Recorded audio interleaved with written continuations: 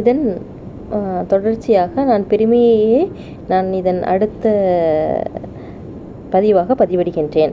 இதில் என்னவென்றால், மனிதனின் வீழ்ச்சியும் இறைவனின் பேராற்றலும். அதாவது மனித மனதின் மிகப்பெரிய பலவீனம் பெருமை.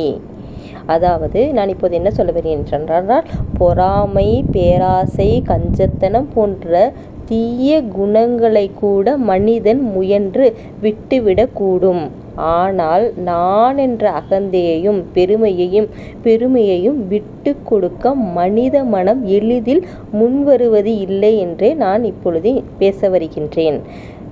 பெருமை அனைவருக்குமே சமமான நோய் ஆகும்.